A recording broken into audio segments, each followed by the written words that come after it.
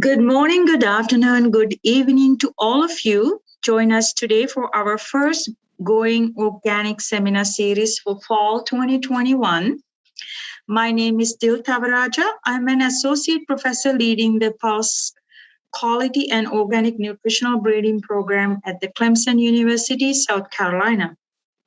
First, I'd like to thank all our sponsors and the sponsors who helped to make this program a successful and ongoing research funded by the United States Department of Agriculture, National Institute of Food and Agriculture, OREI initiative, USAID Feed the Future Innovation Program, and South Carolina Department of Agriculture, the Good Food Institute, and the USDA Agriculture Research Services. I thank all of you for funding this program. Before we start today's program, I first like to thank Mr. Tristan Lawrence, who is the program manager for Going Organic Initiative, who makes things happen on time and keep everything organized.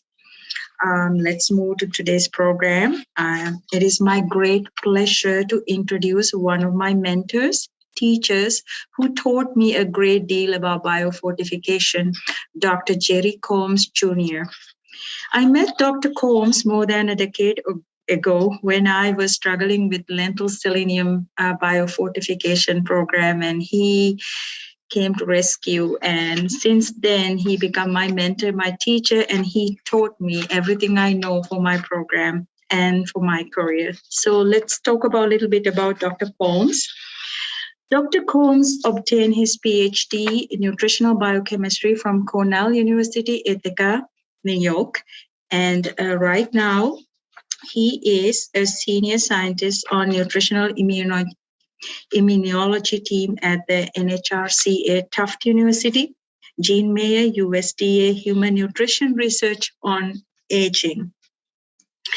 Dr. Combs is one of the pioneers to identify the micronutrient biofortification initiative leading to today's Harvest Plus program.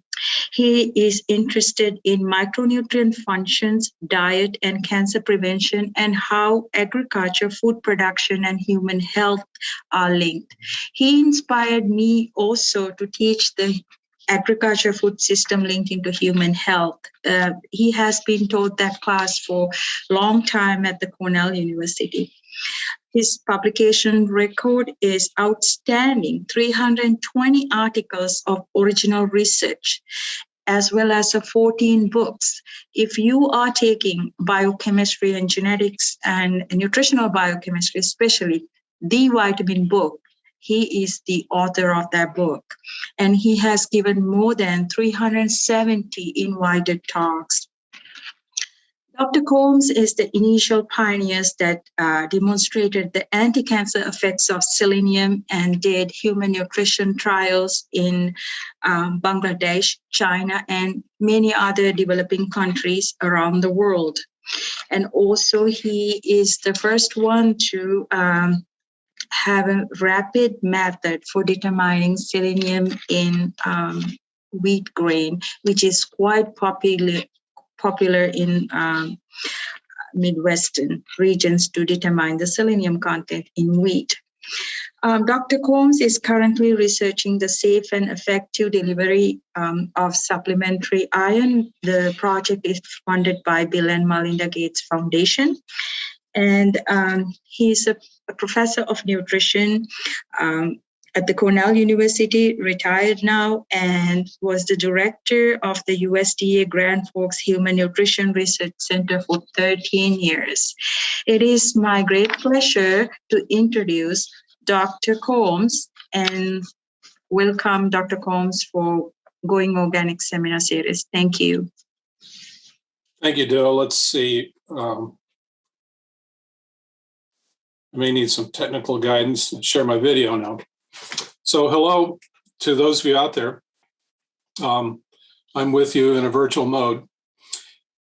Today, it's my pleasure to talk about organic production in addressing some of the world's problems.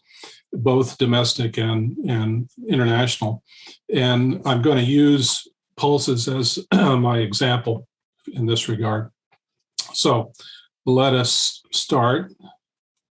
And let's see. There we go. So you've heard my background. It's important for me to state that I have no conflicts of interest today in this regard. I need to ask Dill, am I coming through loud enough and clear enough? Yes. Okay. Thank you. So here are the points I want to make today. The imbalanced food intakes affect millions of people around the world.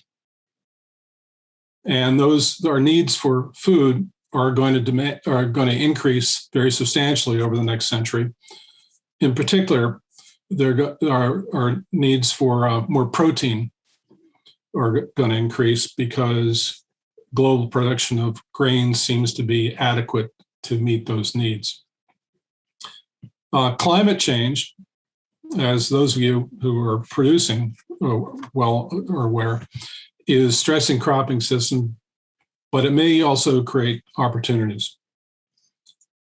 Now, I'm going to look at organically produced foods in the broader context.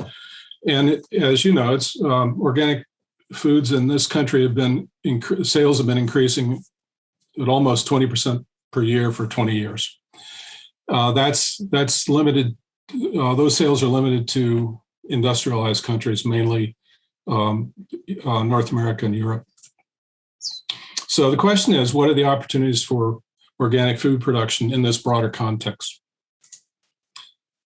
The irony in our country and in Canada is that we are awash in plentiful food. The modern hypermarket, I'm told, has some 60,000 items of food on the shelves. The one I shop at also has my pharmacy, where I got my COVID vaccines. Ones I shopped in Ithaca at Wegmans, we could also have dinner, drop off our laundry, and have our photos processed. So they're amazing institutions. And the irony is that despite this, most consumers say their diet is unhealthy, and a substantial number are interested in improving their diets.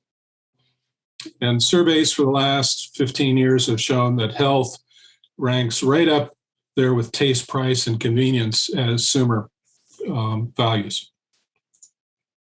So it's surprising that our food consumption is as imbalanced as it is. If you compare our consumption of major categories of foods to the amounts that are recommended by major policy groups, such as the dietary guidelines, then you see that we simply underconsume grossly fruits and vegetables.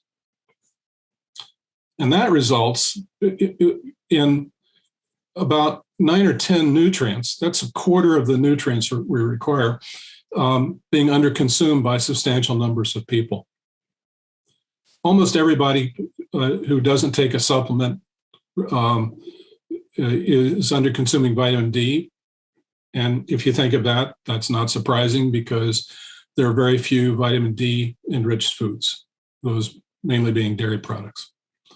Vitamin E is present in plant oils and beans and nuts. Those are underconsumed. Half of people underconsume magnesium, which is present in plant products. Calcium is not only underconsumed, but only 40% of dietary calcium is absorbed. That probably is a contributor to osteoporosis in older people, and down the line. Even vitamin B12, though we consume a lot, we consume meat, and meat has a lot of vitamin B12.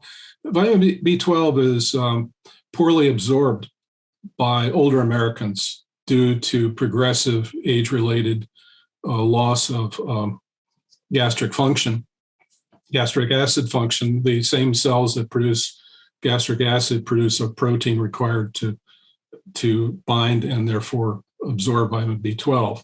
So for that reason, we recommend that people over 60 take a crystalline supplement of B12 because it can be absorbed non-specifically by diffusion at high doses.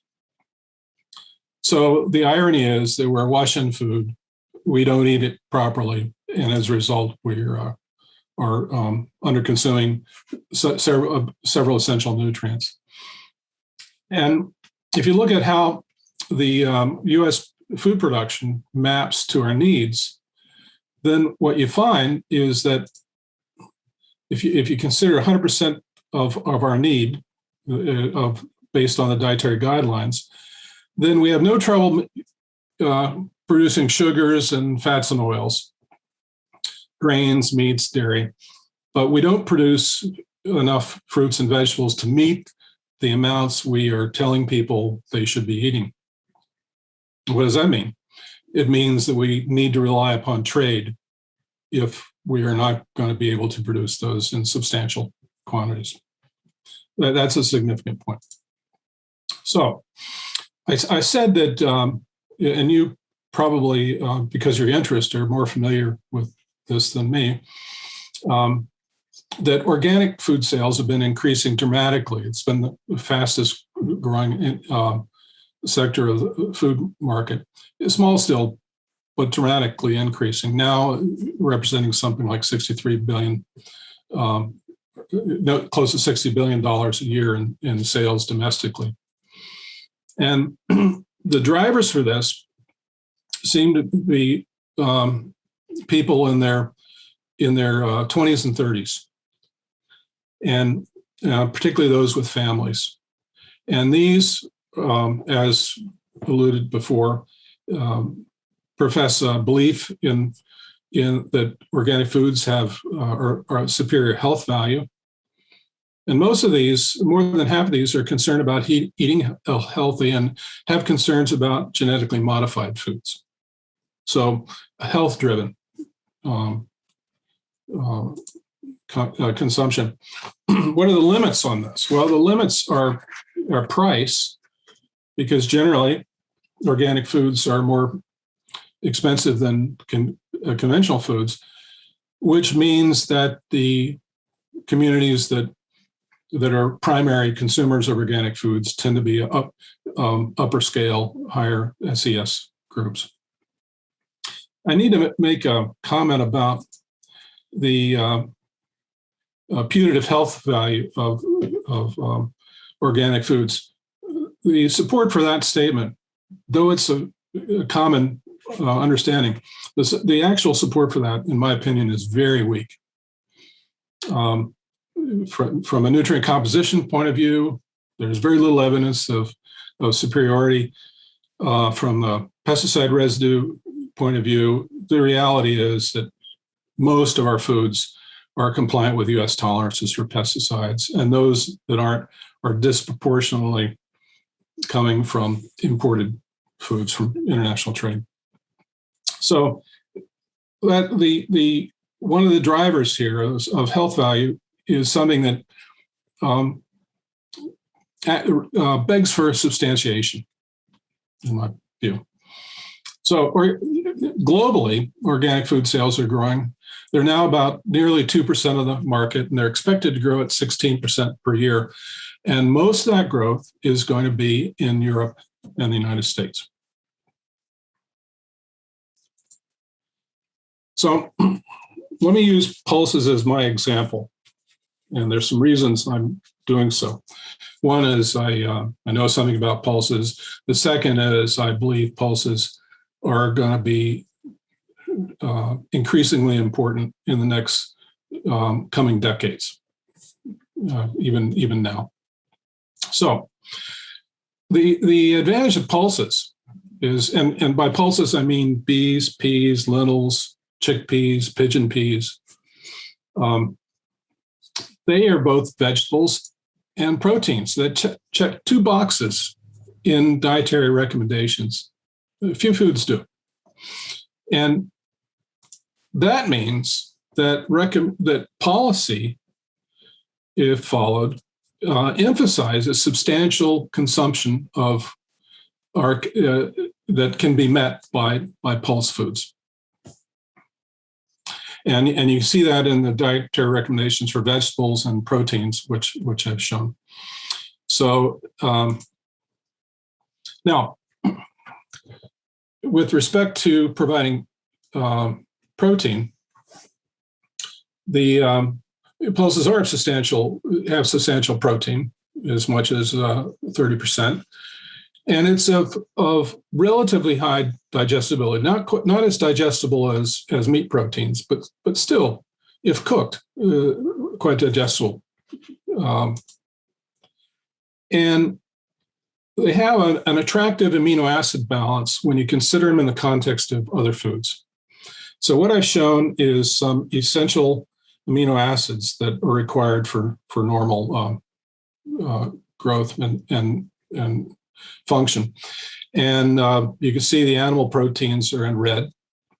And this is why we eat meats, because they're good sources of protein. But I want to point out that two amino acids. The first one is lysine. Lysine is tends to be relatively rare amongst proteins in foods. There's substantial amounts in meats. And cereals, which contribute most of the calories of the diets of poor people, cereals are notably deficient in lysine. So if you have a diet such as you might find in Bangladesh that has 80% of the calories coming from rice, then you have a growth penalty due to lysine deficiency. And that can be made up by eating pulses because they're relatively rich in lysine. And therefore, a mix of pulses, maybe 80-20 mix, and cereals gives you a fairly good amino acid balance, which would mean that eating that if 2/3 of your diet were composed of a mix of pulses and cereal, you could have a lysine intake comparable to eating meat. Now, on the other hand, the sulfur amino acids, namely methionine, are deficient in most pulses. But happily, cereals are relatively rich. So the combination, again, of eating pulses and cereals, beans and corn, or beans and wheat, peas and rice, lentils and rice, provides a good amino acid balance. This is the key to animal production in this country and elsewhere, where soybeans constitute maybe 20% of the diet, and maize about 60% of the diet. To provide an attractive amino acid balance is much cheaper than animal protein.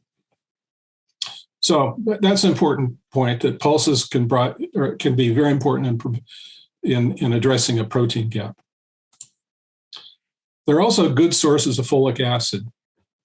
Folic acid is a vitamin that's required for that functions in the metabolism of amino acids and nucleotides.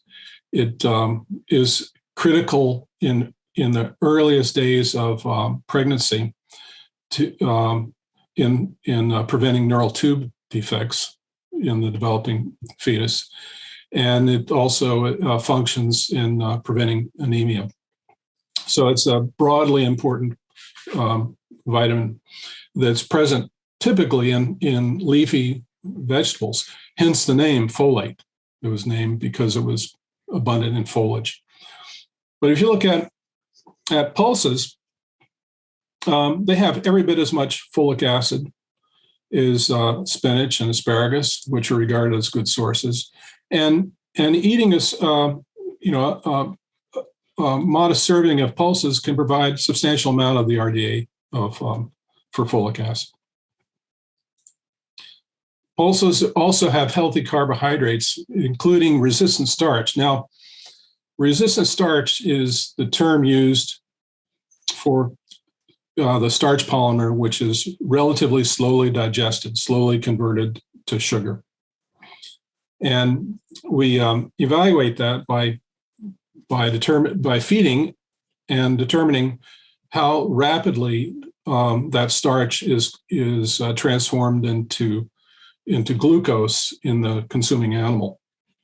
Usually white bread is used as a standard and of 100, and that's called the glycemic index. You've heard about glycemic index.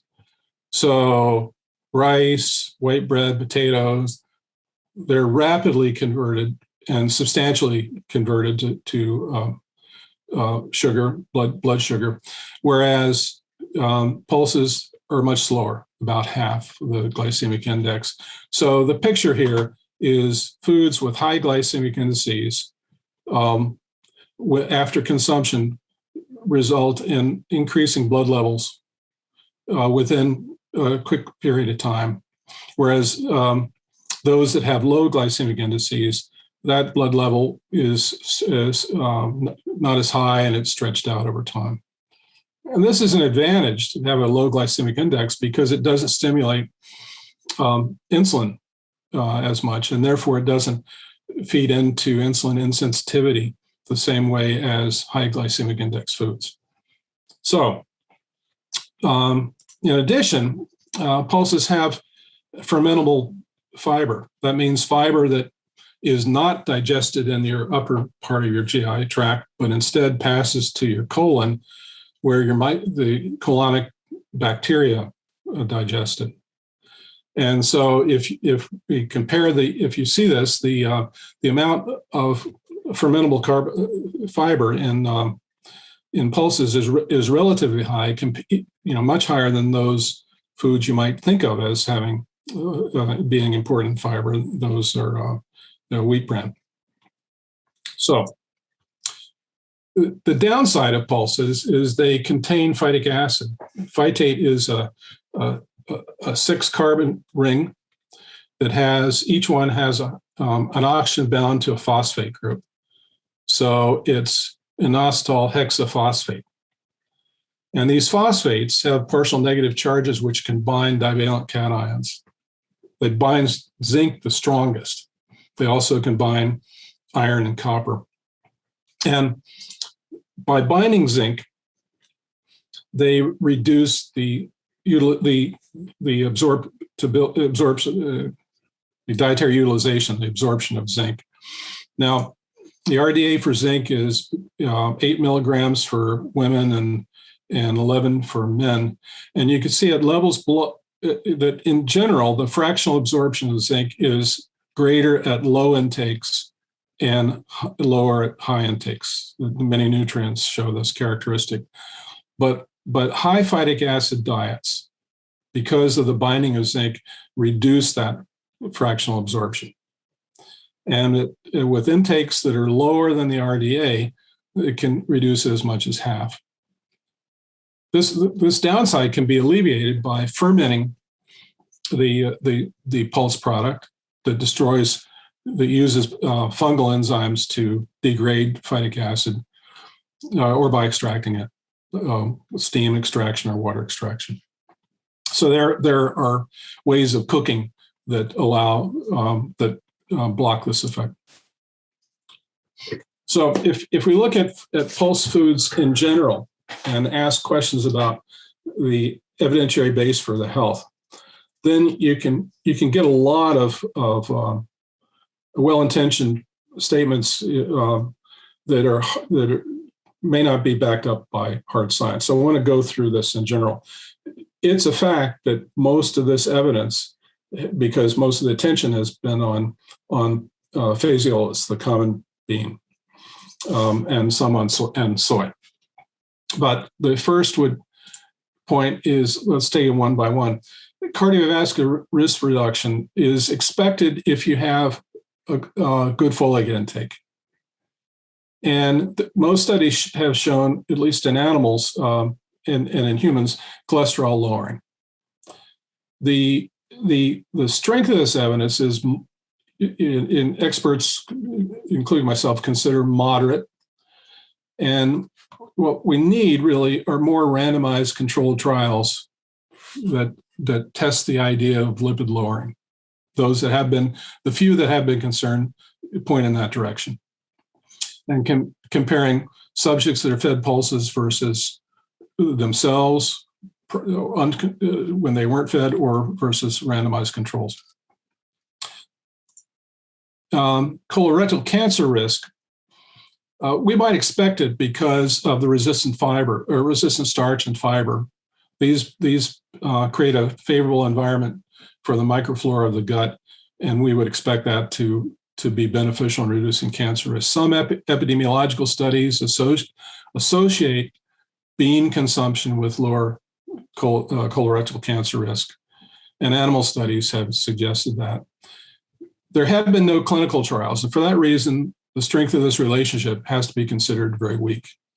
So we need RCTs to showing lower polyps risk, or there would be a pre-cancerous lesion, comparing pulse-fed subjects to controls.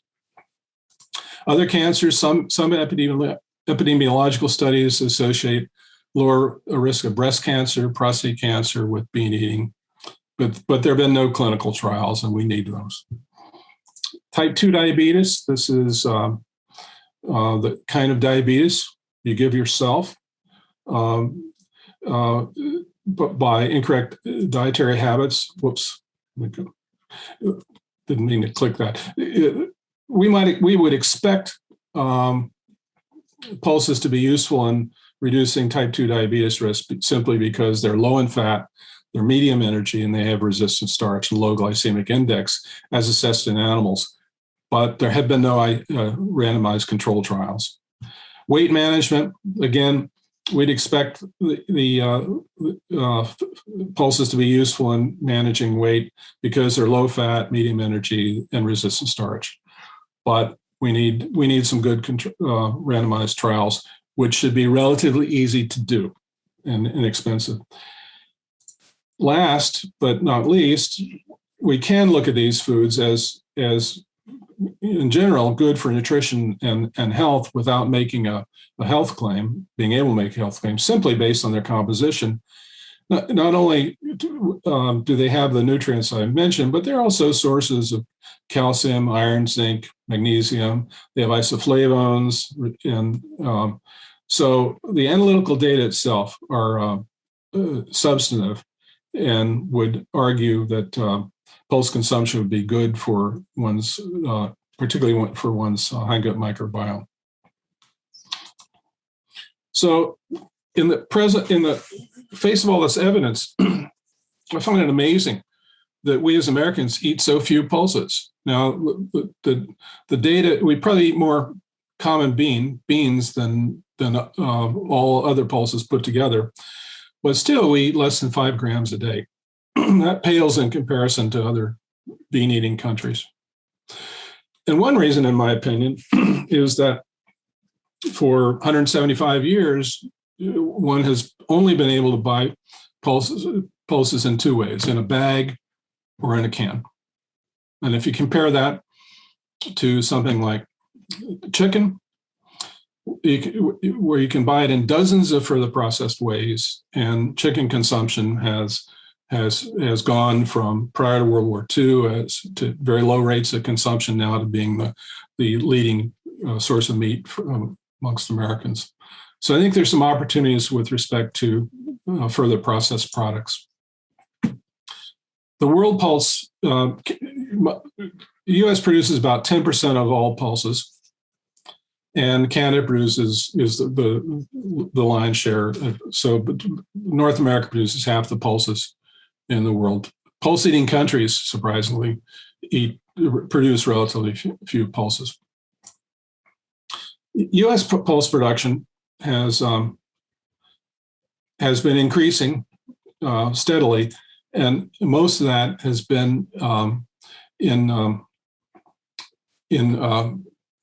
dry peas, chickpeas, and lentils. So that's the pulse picture, and that influences those who would want to produce organic pulses as well as those producing conventional pulses. But this is occurring in the midst of a dramatic global a change in global climates, as we all know. Since everybody who studies this and has been tracking changes has found that global temperatures have increased by over a degree centigrade in the last 150 years. And this is driven, the scientific consensus is, by carbon emissions. These have increased dramatically since the industrialization of the developed countries. And depending upon how we respond, either it's going to increase dramatically more if we fail to take substantive action, as if we keep on the track we're now on, or it's going to decline if we take dramatic cases. So how this tracks in the middle here is up to us. The result is going to be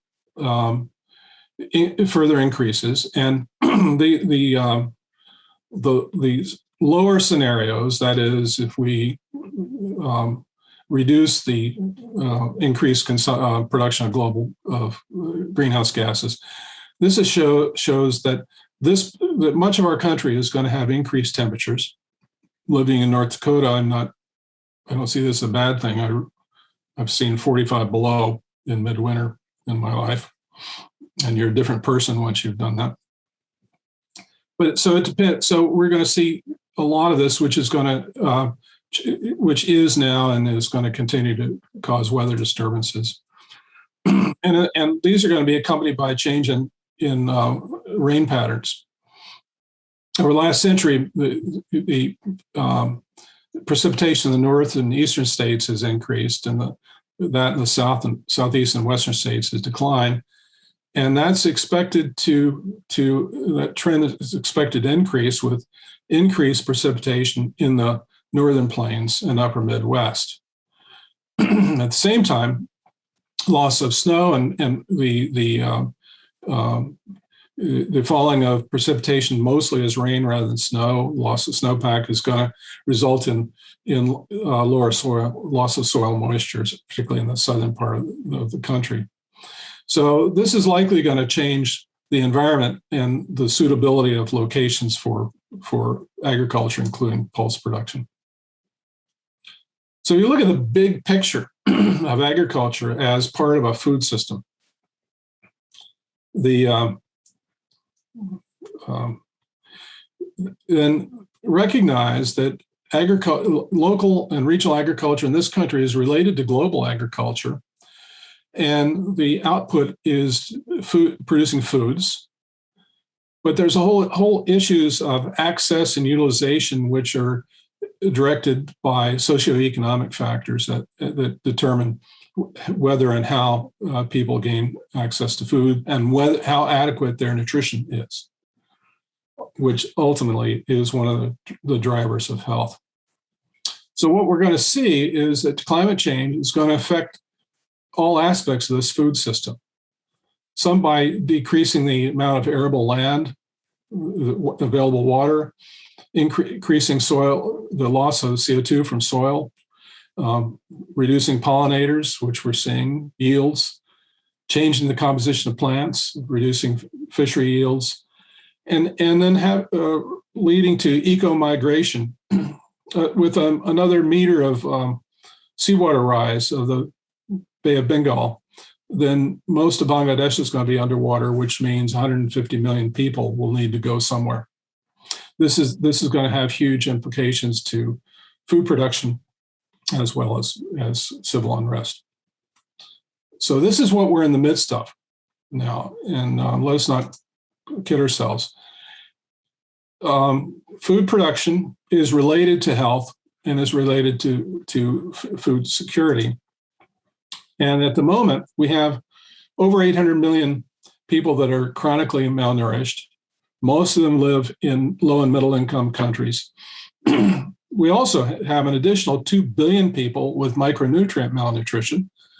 That is deficiencies of vitamin A, iron, iodine, zinc, and probably others, including calcium. And we have 2 billion people that are overweight, obese. 2/3 of us in this country are in that category. I am. The reality is that poor people rely upon a small number of staple foods for their sustenance, and mostly this includes pulses and grains. And what happens is as one moves from increasingly impoverished communities, then consumption of cereals increases. And as I mentioned, poor families in Bangladesh may get 85% of their calories from rice. And the consequence is that whereas cereals provide energy and protein, they don't provide vitamin and minerals, essential fatty acids or fiber the way other foods do. So what happens is the risk of malnutrition increases with poverty due to the changes in food accessibility. And we see that happening over time in the global consumption patterns. And if you look at what has increased in time and what will, our meat consumption, vegetable oils have gotten cheaper and therefore more plentiful. And pulses have declined a bit, and wheat and cereals have stayed relatively constant. So we're facing what will be in my grandchildren's lifetime, approaching 11 billion people on the planet. We now have just over 7.5. And that means that compared to 50 years ago, 40 years ago, we will need to, by the year 2050, when we have 9 billion people, we will need to double food production. Part of that can be gained by reducing food waste, but a lot of that has to be gained by increasing total factor productivity of agriculture.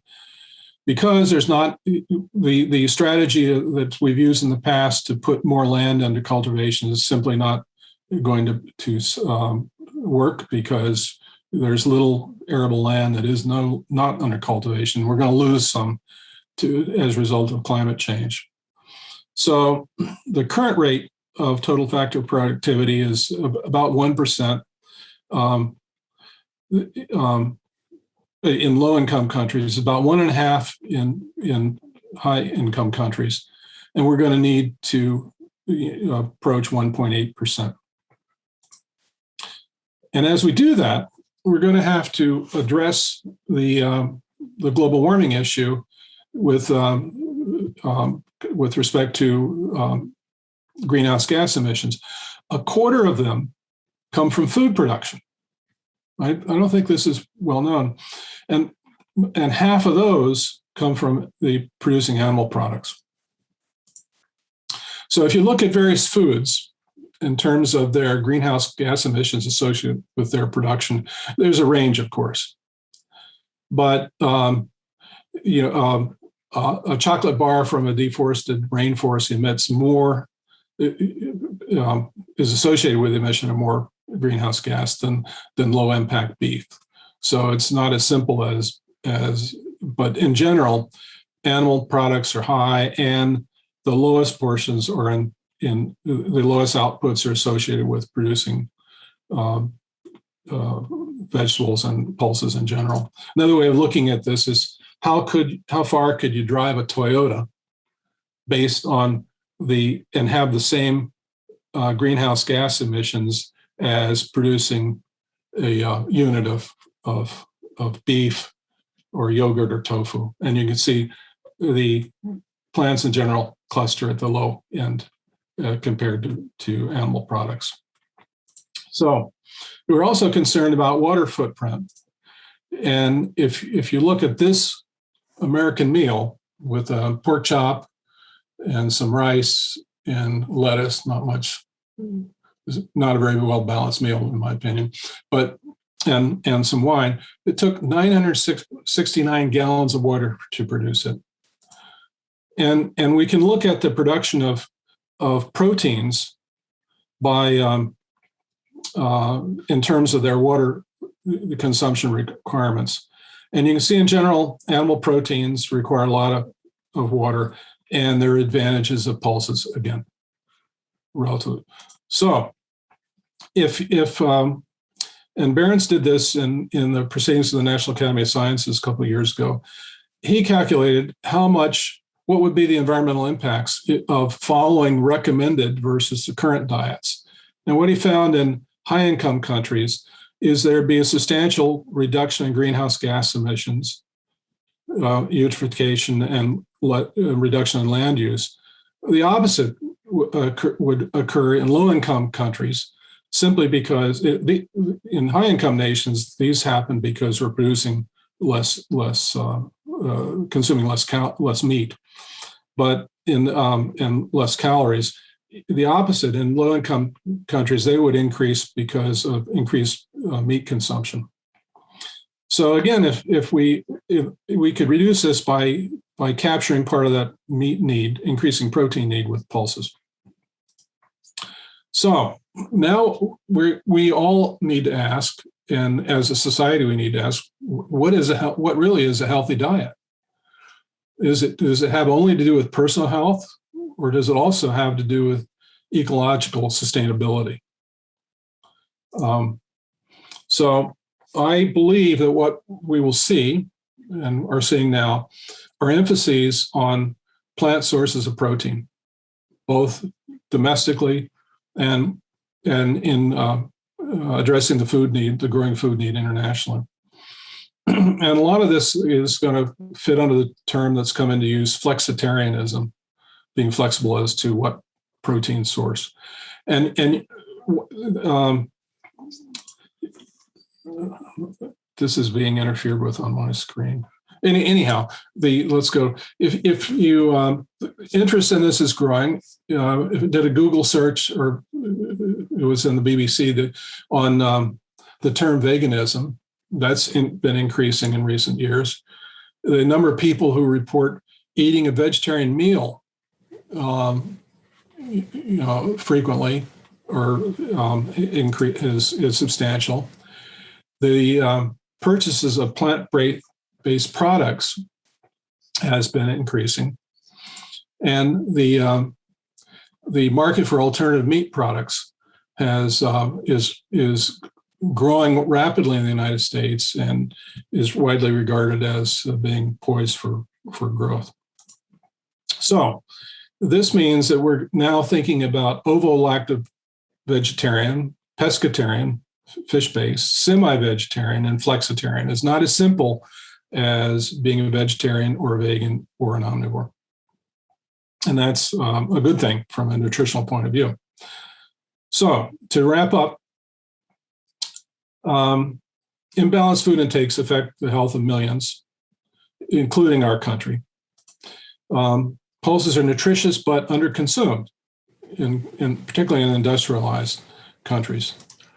Growing global food needs will demand more pulses.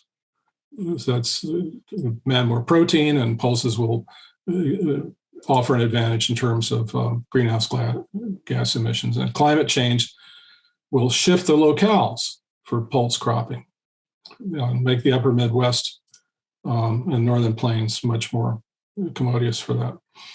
The demand for organic produced pulses will benefit, and other organic foods will, in my opinion, will benefit if health values can be substantiated. There needs to be some clinical research. I don't know how long one can coast on popular notions. And reduction to cost. there's got to be cost competitive, particularly in the global market, in the poor world, which needs cheap foods.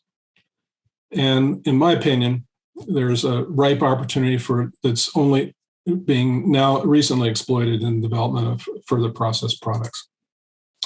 So my questions as I leave you are, how will U.S. production of all foods, but particularly of organic foods, adjust to climate change? Will that production be able to address global protein needs? Because those will not go away. And will the putative health benefits of organic foods be put on a scientific foundation? If so, who will support that? And will further processed products be developed at significant scale? And how will organic production contribute to the global, to all of these issues above? Okay. Thank you for listening to me, and I'll entertain any questions, Dill. Yes, there are many questions, and thank you so much. That was very timing, because I'm sure you know last week at the UN Food System Summit. So some of the things you talk about is like echoing from last week, have been heard. I was engaging with that conversations. It was very engaging. Thank you so much. And let's start with some of the questions that already came in. And the audience, if you wanted to ask questions, please put into Q&A. I will take one by one and ask questions. So first of all, I wanted to ask from you, Dr. Combs, about the education, because you made really good points about the food and the diet and where America is going and what happened with the developing countries. What do you think role of education at undergraduate level to educate young students? Because most of the young, as you mentioned, they are the vegetarians. So how do we educate them towards sustainable food system and climate resilience? If you can give us a little bit of thought about that. Yeah, that's a big question. So let me address it in generalities. Education is always good. The more you know about something, the more you understand, the more you're empowered. But this is a field where strong opinions prevail, or can prevail, that some of which may not be well informed. So the mark of a good education is the ability to sift through ideas and match them with verifiable fact, and rather than be shifted. We're seeing this in politics right now, but we've been seeing it in food sales for a long time, and all sorts of sales. So yeah, this is more important than ever before. I mean, I'm not going to live to see the crash my grandchildren will see, if there is a crash, and then we're sure headed for one. And a lot of this is going to be driven by how we eat, as well as how we drive, how we get around, right? Right. So, but if the thing that we have to recognize is a quarter of the ecological problem has to do with how we produce food, right? Right. And I didn't even talk about, soil and water conservation and things like this. It's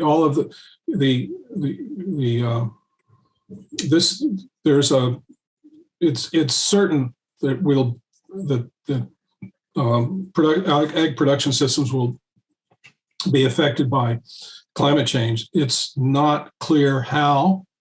In some places there will be loss of land. I mentioned Bangladesh, and others.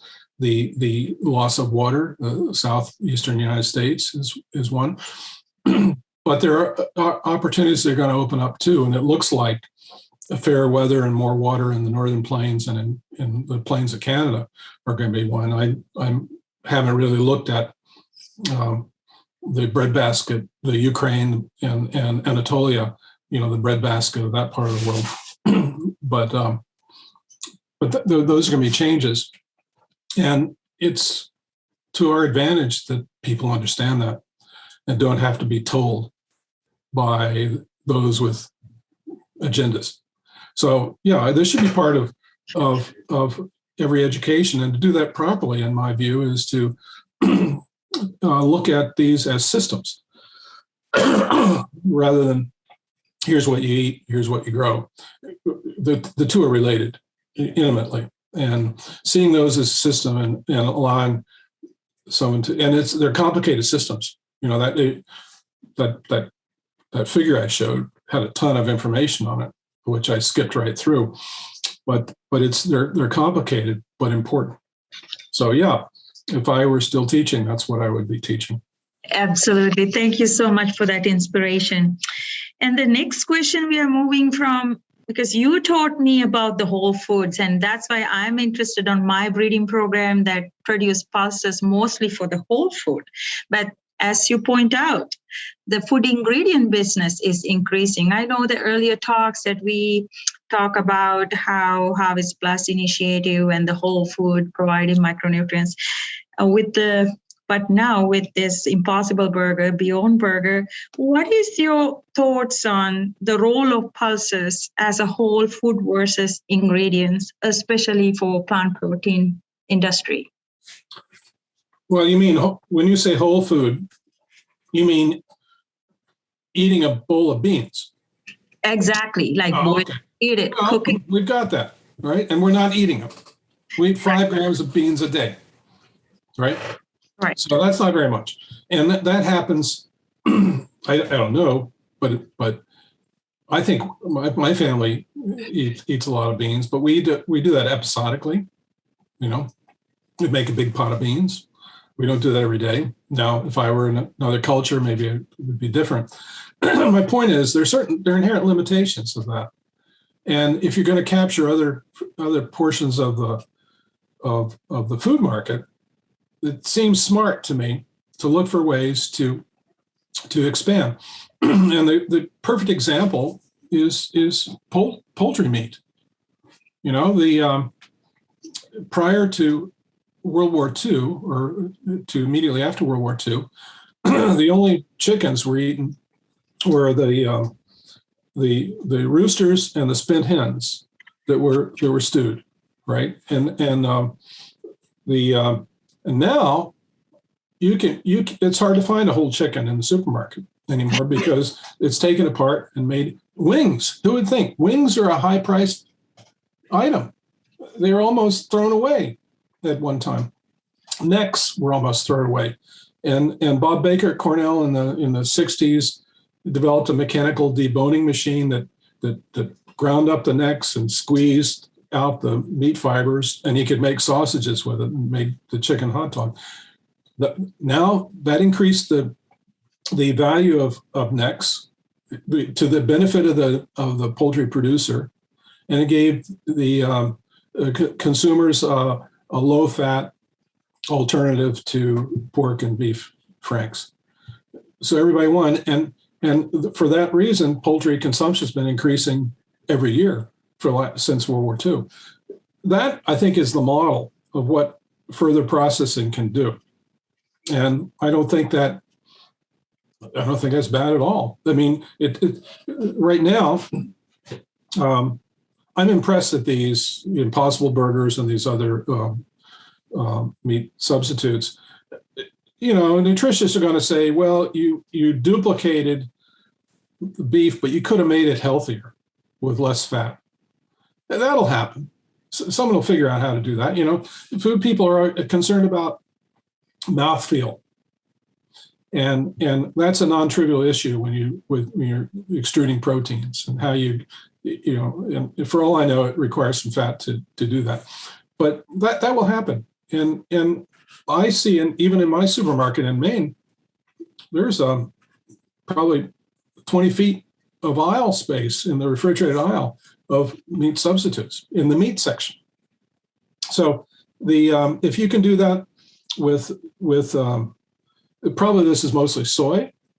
Why can't you do it with lentil? Why can't you capture some of the flour market with pea flour?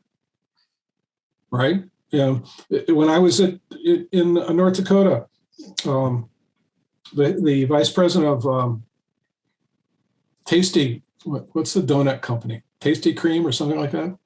Krispy Kreme. Krispy Kreme, yeah. He called, let me get it wrong so no one gets mad at me. Some guy called me up and said, how can I make a healthier donut? I said, make them smaller. But then I talked to him, why don't you, rather than just taking flour, which is a high glycemic index, can you not, work in a certain portion of pea flour, reducing the glycemic index of it? That's not the ideal venue, target product for it. But maybe there are good reasons that food scientists have rejected that possibility. But it seems to me that you can improve all sorts of bakery products with the nutritional profile as well as the amino acid profile by making flours out of pulses. Thank you so much. And here is one of your colleagues, Dr. Fuson, writing, say hello to you and thanking you for the great talk. And she's asking a question about how do we remove the stigma of pulses being poor man's meat? I hear this in Canada and in Africa. I'm a biochemist. What do I know? This is a marketing issue. Yeah, I appreciate it's a significant one, but I'm not sure I'm qualified to answer that.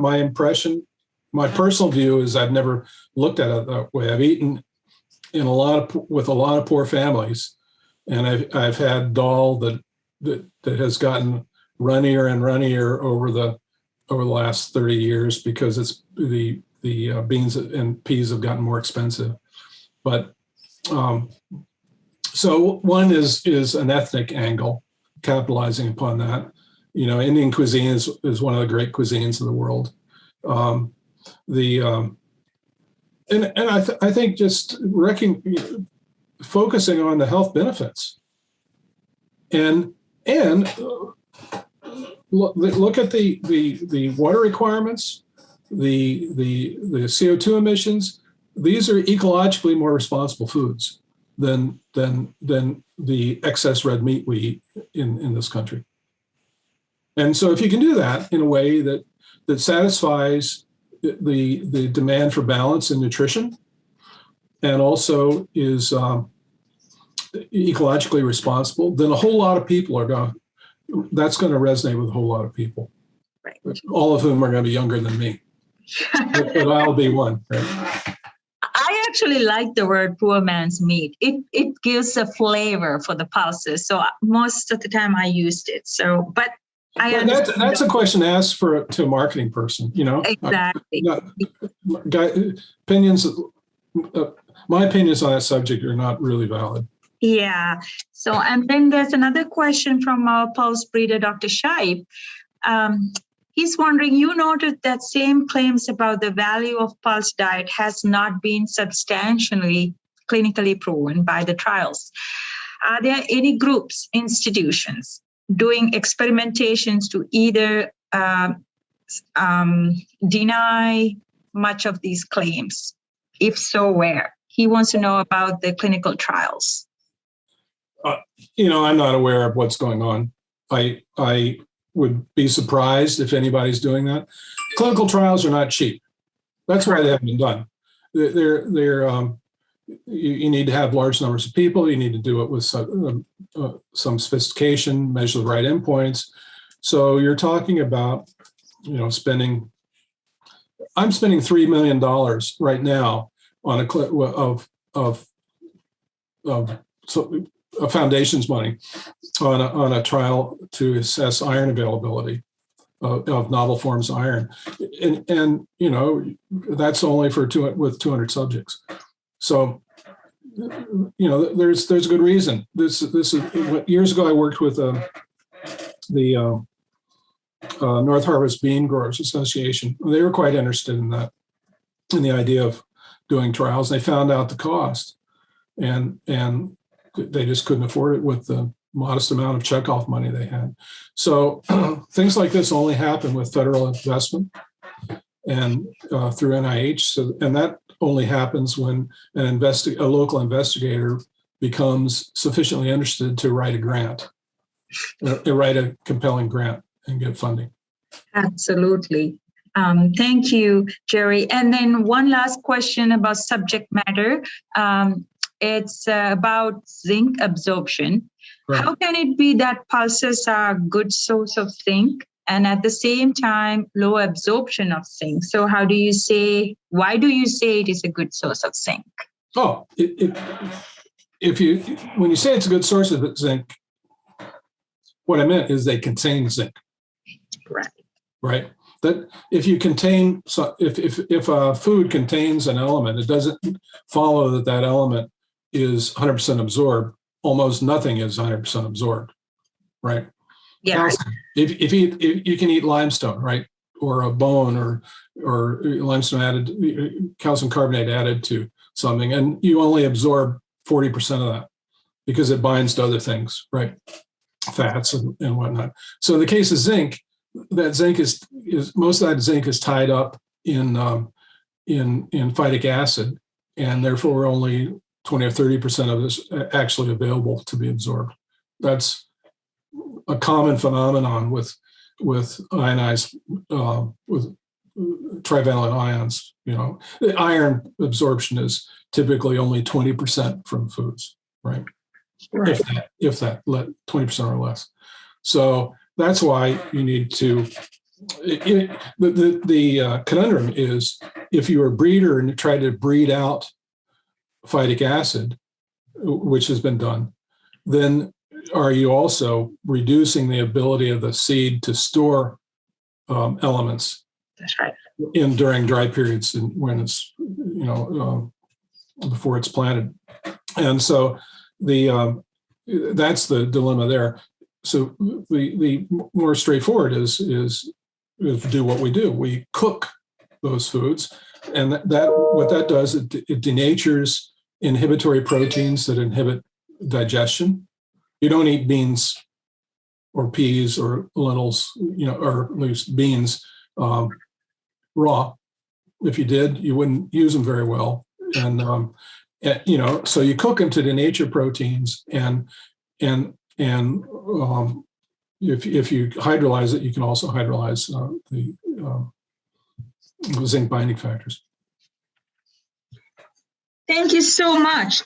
And I think we are running out the time. So finally, I'd like to thank you, Jerry, Dr. Combs, and giving a wonderful presentation and actually get to know all these questions about climate change. And this is a discussion we continue to do it. And I'm so thankful for you to join us today. And on behalf of the Clemson University and the Pulse Quality and Organic Breeding Program, I greatly appreciate your help. Thank you so much, Dr. Combs, and I hope to talk to you sometime soon. Me too. Thanks for having me. Thank you, Dr. Combs.